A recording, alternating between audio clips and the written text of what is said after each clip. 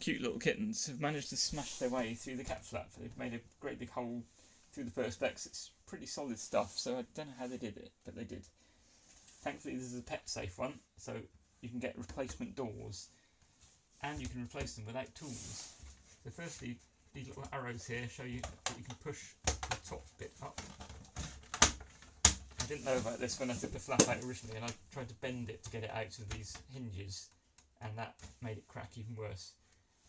So then this whole section here can just pull out nice and easily, and this bends off easily. Note how the flap is fitted if it's there already. It's actually behind this lip here. It looks like it ought to fit in here. I'll show you that again in a moment. So that comes out.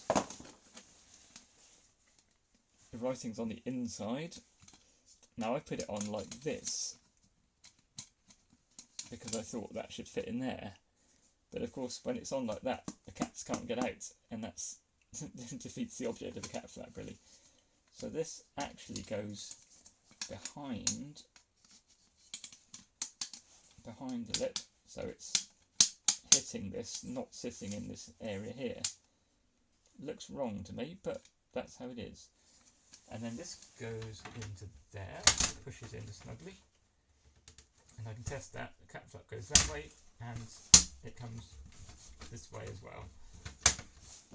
And then this bit here goes back on, slides down, and ought to clip in. Click. And then the flap should flap open and shut both directions. It's a good idea to set the red knob to fully open when you're fitting this as well.